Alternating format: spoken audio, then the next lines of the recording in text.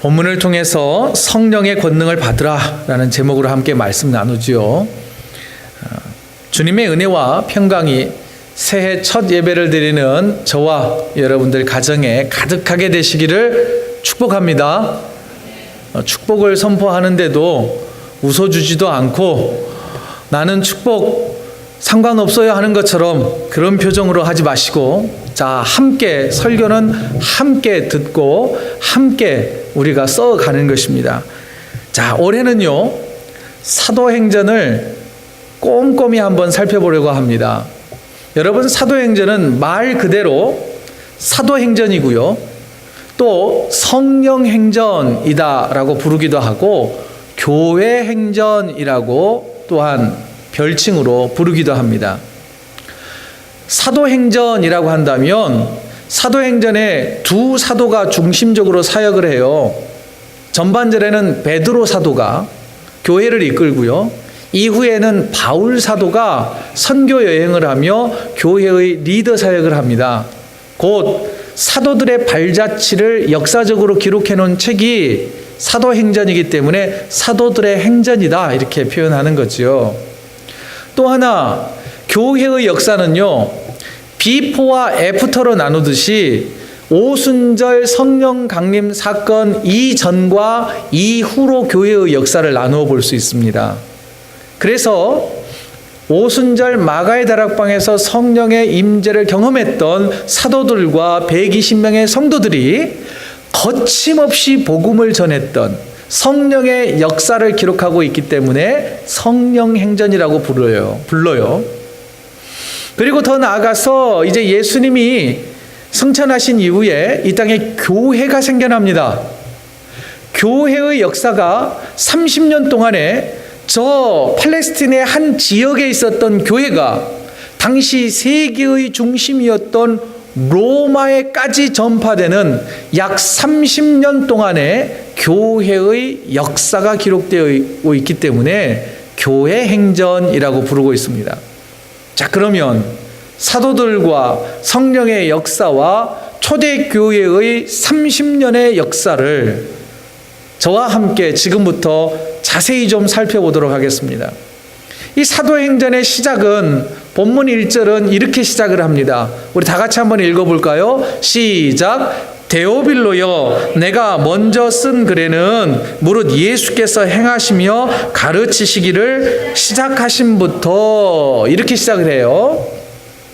자, 1절에서 우리는 이 사도행전을 누가 썼는지, 기록자가 누구인지를 우리는 발견할 수가 있습니다. 이름은 기록되어 있지 않지만 누가 썼는지를 우리가 알 수 있어요. 사도행전의 기록자는 누가 썼느냐면 누가라고 하는 사람이 썼습니다. 그런데 이 누가가 이 사도행전을 기록했다라고 하는 것을 어디에서 찾아볼 수 있느냐면 그의 이름으로 쓰여진 성경책이 어디 있습니까? 복음서에 가면 누가복음이 있잖아요. 누가복음이 바로 사도행전을 썼던 누가가 쓴 거란 말이에요. 그런데 누가복음 1장을 보면 1장 3절을 보면 그가 먼저 쓴 글이죠. 누가가 먼저 쓴 글을 보면 이렇게 되어 있어요. 그 모든 일을 근원부터 자세히 미루어 살핀 나는 누가입니다. 누가인 내가 데오빌로 각하에게 차례로 써 보내는 것이 좋은 줄 알았노니 이제부터 내가 누가복음 다음에 사도행전 시리즈물로 당신에게 복음에 대하여서 책들을 써서 보낼 텐데 이것을 읽고 예수님을 구주로 잘 믿고 영접하십시오 라고 하는 계획을 세웠어요. 그런데 보세요. 데오빌로에게 차례로 글을 써보내겠다고 그랬잖아요, 누가가. 그런데 사도행전 1장을 딱 펴자마자 누구 이름이 등장해요? 데오빌로라고 하는 그 사람의 이름이 등장하는 것으로 볼 때에 누가복음과 사도행전은 누가라고 하는 사람이 썼다라고 하는 것으로 확인이 되어집니다. 그런데요, 누가복음과 사도행전을 누가라고 하는 사람이 썼다라고 하는 이 사실이 우리에게 큰 메시지를 주고 있어요. 왜냐하면 누가라고 하는 사람은 예수님의 제자가 아니었어요. 12제자에 들어가지 못했어요. 그는 예수님을 직접 만난 적도 없어요. 누가라고 하는 사람은 신약 성경을 기록한 여러 사람들 가운데 사도 바울을 빼고 이방인으로서 최초의 사람이 누가였어요. 그리고 이미 사도 바울도 유대인이었기 때문에, 유대인이요 헬라 로마 시민권을 가지고 있었기 때문에 유일한 이방인으로서 신약 성경을 기록한 사람은 누가밖에 없어요. 그뿐만 아니라 누가는 언제 등장을 하냐면 사도 바울이 2차 전도여행 갔을 때 바울에게 전도를 받았던 사람이에요. 쉽게 표현하자면 믿음의 1세대가 아니란 말입니다. 믿음의 2세대예요. 예수님에게 직접 복음을 받은 사람이 아니라 누군가로부터 복음을 전해 듣고 예수를 믿기 시작했던 믿음의 2세대인 누가가 예수님의 행적에 대하여서 남겨진 여러 자료들을 전부 다 수집을 했어요. 그리고 열심히 연구한 끝에 예수님이 구세주라고 하는 것을 자기 스스로도 믿기 시작한 거예요. 그뿐만 아니라 예수님의 부활 사건에 대해서 확실하게 나는 부활이 사실이라고 하는 것을 믿기 시작합니다. 그뿐만 아니라 누가의 직업은 뭐였느냐면 의사였어요. 당시의 의사는 오늘날처럼 그렇게 많이 존경받을 만한 사람은 아니었지만 당시 로마 시대의 의사는 아주 논리적인 수업과 헬라의 철학들과 여러 가지 의술을 배워야 했기 때문에 배운 사람이에요. 쉽게 표현하자면 베드로 같은 사람은 어부였기 때문에 배움이 짧았지만 누가는 체계적인 공부를 했던 사람이고 의사였기 때문에 그가 글을 쓸 때에도 굉장히 디테일한 묘사를 많이 쓰고 있습니다. 왜 낙타가 바늘기에 들어간다는 이 표현을 쓸 때에도 누가는요 그 바늘이라고 하는 단어를 일반 쉴 깨는 바느질하는 바늘이 아니라 수술할 때 쓰는 그 바늘이라고 하는 그 단어를 사용하고 있단 말이에요. 그만큼 이 누가는 의학적 상식도 굉장히 풍부했던 사람입니다. 저는요 믿음의 2세대였던 다음 세대였던 누가가 누가복음과 사도행전을 기록했다고 하는 이 사실을 통하여서 저는 한 가지 소망과 꿈을 갖게 합니다. 꿈을 갖게 되었어요. 뭐냐면 우리 교회 안에 여러분들이 처음 예수를 믿을 수도 있어요. 내가 1세대라면 내 다음 세대인 내 자녀들이 누가와 같이 비록 예수님을 직접 만나지는 못했지만 예수가 그리스도라고 하는 사실을 확실히 믿고 부활의 증인이 되어서 기록을 남기고 전문인으로서 선교의 사명을 감당하는 그런 다음 세대가 내 자녀가 되었으면 하는 소망이 있단 말이죠. 우리 교회 안에 또한 이런 의술을 가지고 선교하는 일들을 감당하는 그런 다음 세대들, 우리 교회의 2세대의 믿음의 후손들이 나타나기를 소망한다는 것입니다. 여러분 요즘에는요 비즈니스를 가지고 선교하시는 분들도 굉장히 많아요. 돈 버는 능력과 경영하는 능력이 뛰어나서 어려운 사람들을 도와주는 분들이 얼마나 많은지요. 우리가 대표적으로 여러 차례 소개를 해드렸습니다만은 저 북쪽으로 올라가면 김진수 장로님은 머쉬룸 버섯 채취해가지고 원주민들의 자립을 돕는 그런 비즈니스를 하고 있습니다. 그런 선교를 요즘은 뭐라 그러냐면 BAM이라고 해요. BAM, BAM, Business as Mission이라고 표현을 합니다. 여러분 얼마든지 사업적인 여러 아이디어를 가지고도 선교를 감당할 수 있어요. 자비랑 선교도 할 수 있어요. 여러분 이처럼 누가와 같이 우리의 자녀들이 믿음의 2세대들이 신앙의 또 다른 역사를 써가는 교회 공동체가 되어지기를 꿈꾸는 올 한 해가 되시기를 주의 이름으로 축원드립니다. 그리고 또 한 사람, 오늘 본문의 첫 글자로 등장하는 데오빌로라고 하는 사람이 소개됩니다. 성경에서 이 데오빌로라고 하는 사람의 이름이 두 번, 여러 번 등장합니다만 이 사람이 어떤 사람인지는 잘 우리가 정확히 파악하기가 좀 힘들어요. 누가복음 1장 3절을 보면 데오빌로를 향하여서 누가가 각하라고 부르는 것으로 보아서 그는 로마 사람, 관리였던 것 같아요. 높은 지위를 가지고 있었던 로마 사람. 당시 유대인들은 로마 시민권을 가진 사람들도 이방인이라고 표현을 했습니다. 그러니 그는 높은 지위를 가진 로마 이방인이었다는 것이죠. 또한 데오빌로라고 하는 이 이름의 뜻이 테오스, 하나님이라고 하는 단어와 필레오, 사랑이라고 하는 단어가 합쳐진 그 이름이에요. 그 이름을 해석해 보면 하나님을 사랑하는 자라고 하는 뜻을 가지고 있기 때문에 그는 이방인이었지만 그리스도를 구주로 믿는 크리스찬이었던 것 같습니다. 그래서 성경학자들은 이렇게 이야기해요. 그 사람이 로마 관리 중에 단 한 사람을 지칭하는 이름이었을 거다. 또는 이방인들 가운데, 로마 이방인들 가운데 예수 그리스도를 믿는 그런 모든 크리스찬들을 통칭해서 이르는 대표 무형사로 데오빌로라고 불렀을 것이다 라고 추측을 해보려고 있습니다. 그런데요, 자, 데오빌로라고 하는 사람이 한 사람이라고 생각을 하면서 말씀을 한번 들어보십시오. 누가는 누가복음을 먼저 썼어요. 누가복음을 쓸 때에는 데오빌로를 향하여 각하라고 하는 호칭을 불러서 깍듯이 존대를 합니다. 그런데 그 다음 이어지는 누가복음에서는 각하라고 하는 명칭이 딱 사라져요. 그냥 데오빌로요 라고 곧바로 부르고 있다는 거예요. 여러분, 여기에 이 두 차이는 뭘까요?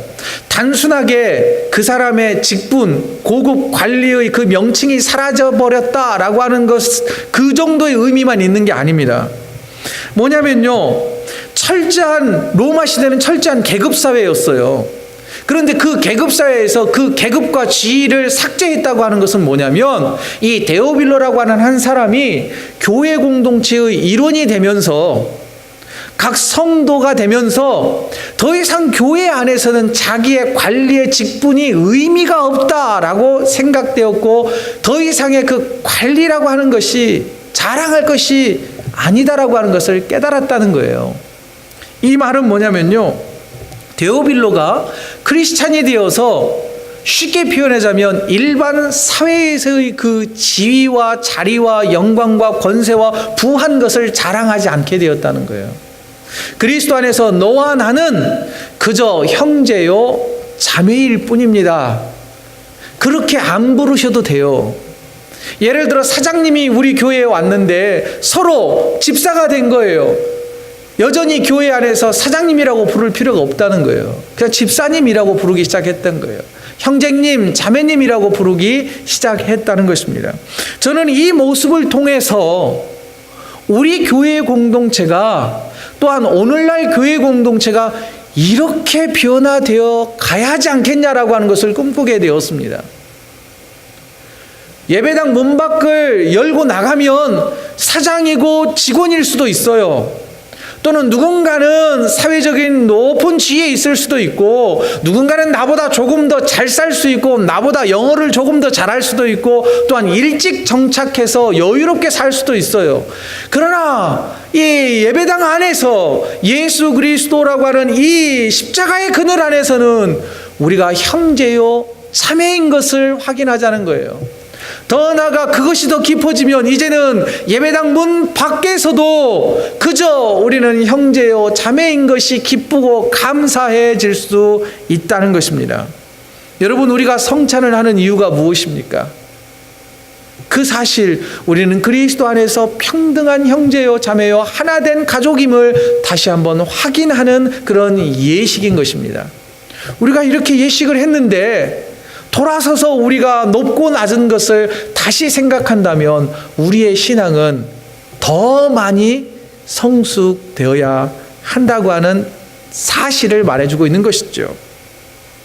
자, 이어서요, 누가는 이제 사도행전을 시작하면서 자신이 먼저 썼던 누가복음에 대해서 요약 정리를 합니다. 여러분, 누가복음에 기록되어 있는 내용이 뭘까요? 누가복음에는 이런 게 기록되어 있습니다. 예수님께서 우리의 구세주가 되신다. 그러나 구세주가 되시고 우리를 구원하시는 그 하나님은 진정한 인간이셨다. 그렇기 때문에 우리의 눈물과 아픔과 고통과 상처를 충분히 이해하시는 살가운 하나님이셨다라고 하는 것을 강조해 주고 있습니다. 더 나아가 오늘 본문인 3절을 읽으면 이렇게 기록되어 있죠. 친히 살아계심을 나타내사 40일 동안 그들에게 보이시며 하나님 나라의 일을 말씀하셨다라고 되어 있습니다. 누가는 예수님께서 부활하셨다고 하는 그 사실을 믿는다. 그리고 믿어야 합니다. 라고 지금 데오빌로와 초대교회의 성도들에게 강조하고 있습니다. 저는 이 3절의 말씀을 통하여서 또 하나 꿈꾸는 건 뭐냐면 여러분들과 제가 부활의 소망이 있기를 원합니다. 부활의 믿음, 부활 신앙을 갖기를 원합니다. 그런데요, 초대교회 당시에 저는 부활을 믿습니다. 예수님이 부활했다고 하는 사실을 저는 확실히 믿습니다. 이 고백을 하면 어떻게 되었을까요? 죽었습니다. 부활신앙, 초대교회 성도들에게 있어서 부활신앙은 목숨을 건 신앙 고백이었다는 거예요. 그러니 여러분, 부활신앙이 얼마나 우리에게 전수되었다고 하는 것은 누군가의 목숨값으로 우리가 부활신앙을 지금 유지하고 있는 거예요. 그러니 우리 교회 공동체가 부활의 소망으로 가득 차고 확고한 부활신앙이 살아있는 그런 교회가 되어지기를 간절히 소망합니다. 아울러서 이런 부활신앙을 유지하기 위해서 우리에게 필요한 것은 뭐냐면 성령의 세례를 받아야 된다라고 예수님은 말씀하세요. 예수님께서 이 땅 가운데 머무시면서 마지막으로 말씀하시고 분부하시고 가르치신 것이 뭐였느냐면 5절이에요. 5절. 다 같이 한번 읽어보죠. 시작. 요한은 물로 세례를 베풀었으나 너희는 몇 날이 못되어 성령으로 세례를 받으리라 하셨느니라.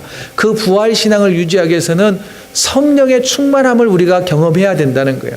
부활신앙은 우리의 의지로만 강해지는 것이 아니라 성령께서 그 믿음을 주실 때에 그 믿음이 강해진다는 거예요. 그래서 그 성령 세례를 받기 위해서 우리가 해야 될 게 뭐냐면 4절이에요. 4절 같이 읽습니다. 시작. 사도와 함께 모이사 그들에게 분부하여 이르시되 예루살렘을 떠나지 말고 내게서 들은 바 아버지께서 약속하신 것을 기다리라. 한 가지 명령이 주어지죠.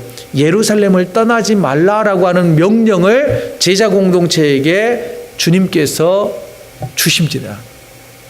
그런데 여러분, 제자들에게 있어서 이 예루살렘이라고 하는 이 도시는 별로 좋은 감정과 기억이 없는 도시예요. 왜 그럴까요? 베드로를 한번 생각해 볼까요?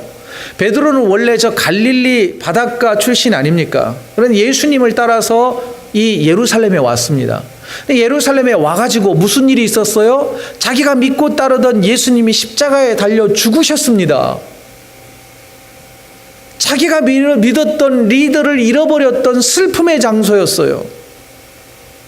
그 전에 어떤 일이 있었습니까? 또 대제사장의 뜰에 갔을 때에 예수님께서 너 새벽다고 울기 전에 나를 3번 모른다고 부인할 거야. 아니, 저는 절대 그런 일 없습니다 했는데 그 예루살렘 한복판에서 베드로는 예수님을 모른다고 3번이나 부인했던 실패의 자리, 절망의 자리, 나쁘끄러운 자리가 예루살렘이었단 말이에요.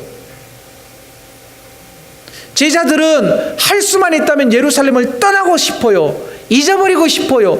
왜 그런 거 있잖아요. 내가 저 도시를 향하여서는 내가 오줌도 안 누겠다 하는 그런 또 아픈 경험들이 있기도 하지 않습니까? 제자들에게 있어서 예루살렘은 그런 도시였어요. 그런데 예루살렘 떠나지 말래요. 이 메시지를요, 김회권이라고 하는 목사님은 이렇게 해석을 해 놓았습니다. 앞으로 사도행전을 묵상할 때 이 목사님의 책을 자주 인용을 하게 될 겁니다. 우리 다 같이 한번 읽어보죠. 다 같이 읽습니다. 시작. 여러분이 실패한 그 자리, 여러분의 인간성이 적나라하게 노출된 그 자리에서 한 발짝도 물러서지 말고 부릅뜬 눈으로 여러분의 바닥난 인간성을 응시해야 합니다. 예수님의 죽음이 억울하게 느껴지고 처절하게 느껴지고 악몽처럼 느껴지는 곳 예루살렘을 떠나지 말고 거기에 있어야만 합니다. 그때 비로소 여러분은 부활의 증인이 될 수 있습니다. 조금 더 설명하면요, 여러분이 이 예루살렘에 있을 때 많은 제자들은 죄책감과 절망과 낙심의 그 마음이 가득했어요. 그런데 그 마음이 회복되지 않고 다른 곳으로 가서는 절대 부활의 증인의 삶을 살 수 없게 되는 거예요. 낮아질 대로 낮아진 자존감을 가지고 어떻게 복음을 전할 수 있겠냐는 거예요. 그러니 성령 세례를 받고 너희의 상처와 절망과 실패가 회복될 때까지 그 회복을 경험하고 나서 예루살렘을 떠나 내 증인의 삶을 살아라 라고 말씀하신 거예요. 또한 예루살렘에 머물러 있을 때 그러면 무엇을 해야 하느냐? 예루살렘을 떠나기 전에 우리는 성령께서 주시는 지혜로움과 능력과 또한 여러 하나님의 말씀을 잘 익히고 배워서 또한 새로운 가치관으로 변화를 받아서 이 세대를 본받지 않을 만한 능력이 되었을 때에 우리는 누군가를 위로할 수 있게 된다는 거예요. 누군가에게 담대하게 복음을 전할 수 있게 된다는 거예요. 또한 여러분, 만일 작년에 여러분들은 많은 실패와 절망을 경험했다면 그 자리를 떠나지 말고 하나님 나에게 성령을 부어주셔서 이 절망을 극복할 수 있게 해주시옵소서라고 간절히 기도해야 한다는 거예요. 그때 주님께서는 약속하신 성령을 우리에게 보내셔서 우리를 새롭게 하실 거라는 거예요. 이어지는 1장 8절 말씀이에요. 우리 다 같이 한번 읽어보죠. 시작. 오직 성령이 너희에게 임하시면 너희가 권능을 받고 예루살렘과 온 유대와 사마리아와 땅끝까지 이르러 내 증인이 되리라 하시니라. 한 걸음 더 나아가서 예수님께서는 이 지상에서 마지막으로 제자들에게 주신 명령이 이 명령이에요. 부활의 증인이 되고 예수 그리스도의 복음을 전하는 일은 너희의 힘과 능력으로는 할 수 없으니 그런 낮아진 자존감과 상처투성인 그 모습으로는 될 수 없으니 성령의 능력, 권능을 받고 난 다음에 이 일을 감당하라. 여기에서 권능이라고 하는 단어가 디나미스라고 하는 단어예요. 이 디나미스라고 하는 단어가 다이너마이트라고 하는 단어의 어근이 됩니다. 여러분, 성령이 우리에게 힘을 주셔야만 폭발적인 복음의 역사, 거침없이 복음을 전하는 그런 능력이 우리에게 있게 된다는 거예요. 그리고 1장 8절의 말씀을 보면 복음이 예루살렘이라고 하는 이 도시에서 유대로, 사마리아로, 그리고 당시 사람들이 생각했던 이 땅끝, 세계의 중심이라고 생각했던 로마 또는 이 스페인, 백길로 끝까지 갈 수 있는 글이 스페인이라고 생각을 해서 스페인까지 복음을 전하게 하라라고 하는 명령이 주어집니다.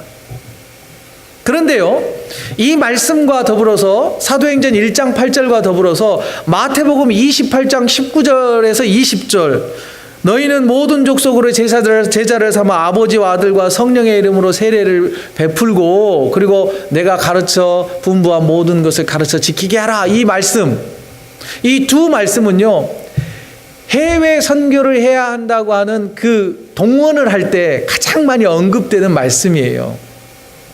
그런데 1장 8절을 다시 보십시오. 예수님께서는 성령 세례받고 힘이 생기면 곧장 해외 선교로 나가라, 멀리 땅끝까지 가라가 아니에요.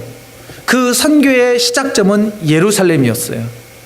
다시, 예루살렘은 어떤 도시였다고요? 실패와 절망과 좌절의 자리.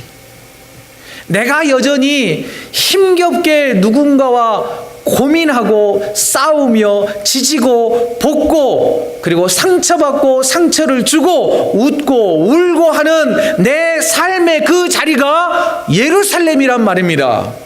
여러분의 예루살렘은 어디입니까? 여러분의 가정일 수도 있어요. 여러분의 직장일 수도 있어요. 그곳에서부터 주님이 주시는 능력으로 크리스찬의 삶을 살라라고 하는 메시지란 말입니다. 실패를 안겨준 그 자리, 정말 꼴보기 싫은 그 사람과 대화하면서 복음을 전해보자는 거예요. 가능하면 빨리 벗어나고 싶은 그 자리에 예수 그리스도의 복음을 전하기 위하여 잠시 더 머무를 수 있는 용기를 발휘해 보자는 거예요. 사마리아라고 하는 땅도 마찬가지입니다. 당시에는요, 지역 감정이 굉장히 많이 있었어요. 특별히 사마리아라고 하는 땅은요, 유대인들과 유대 땅 사람들과 예루살렘 사람들이 천시하는 그 땅이었어요. 그래서 그 동네로 가지도 않았고요. 그 사마리아 사람들과 음식도 먹지 않고 잠도 자지 않고 말도 섞지 않았어요. 그래서 훨씬 숏컷 지름길이 사마리아 땅을 통과하는 것이었는데 더 먼 길을 빙 돌아가는 사람들이 많았어요. 그런데 예수님께서 그 사마리아 땅에 가셔서 복음을 전하셨잖아요. 그런 편견과 아집을 내려놓고 예루살렘 그곳에 가서 사마리아 그 땅에 가서 복음을 전해보라는 거예요. 못해요. 저는 제가 누군데 저런 사람들과 같이 말을 섞어요. 아니요, 저는 죽어도 못해요. 그러지 말고 그 사람에게 말로, 삶으로, 행동으로, 주님 주신 능력으로 거침없이 복음을 전하라. 주님은 우리에게 요구하고 계십니다. 그런데 여러분, 이 일을 감당하는 사람들을 성경에서 뭐라고 표현하냐면 증인이라고 표현합니다. 내 증인이래요. 여러분, 이 증인이 된다는 것은 어떤 의미냐면 당시 예수를 믿는다는 것은 목숨을 내거는 거였거든요. 그렇기 때문에 이 증인이라고 하는 단어를 헬라어로는 마르티스라고 하는 단어를 써요. 이 단어가 나중에 어떤 단어의 어원이 되느냐면 마터, 곧 순교자라고 하는 단어의 어원이 됩니다. 자, 그러면 나를 죽이고 나를 죽여서 그리스도를 전하는 것이 복음의 사역이고 또한 내가 그런 증인이 되라라고 주님은 우리에게 명령하고 계신단 말이에요. 그러면 우리가 어떻게 해야 증인의 삶을 살 수 있을까요? 내 자존심을 내려놓는 것입니다. 자존심 내려놓기가 죽기보다 싫잖아요. 내가 죽어야 자존심이 내려지는 거거든요. 내 고집, 내 생각 꺾여야, 부러져야 바뀌어요. 그러니 여러분, 증인이 된다는 것은요, 아주 큰 것, 목숨 내걸자는 말이 아니에요. 당시 사람들, 초대교회 사람들은 목숨을 걸었지만 요즘 성도들에게, 제가 만일 여러분들에게 우리 목숨 겁시다 그러면 몇 명 안 남아있을지도 몰라요. 저도 도망가 버릴지도 몰라요. 그런데 지금 우리가 조금 더 작게 증인된 삶을 살기 위해서 뭘 해야 되느냐면 내 고집과 아집과 생각과 여러 경험들을 부러뜨리는 거예요. 내려놓는 거예요. 죽이는 거예요. 그때 우리는 부활의 증인이 될 수 있고 복음의 증인이 될 수 있단 말입니다. 그리고 그 부러뜨릴 수 있는 것, 죽일 수 있는 것, 성령의 능력으로 가능해요. 내 의지로는 절대 나를 못 꺾어내거든요. 그러니 성령이 임할 때까지 예루살렘에 머물라, 또 주님은 강조하셨던 것입니다. 자, 이런 사도행전 1장 8절의 말씀을 마지막으로 예수님께서 하늘에 오르셨어요. 그러자 사라져버린 하늘을 멍하니 제자들이 쳐다보고 있네요. 그러자 두 명의 천사가 나타나서 한다는 말이 11절 말씀이에요. 다 같이 읽어볼까요? 시작.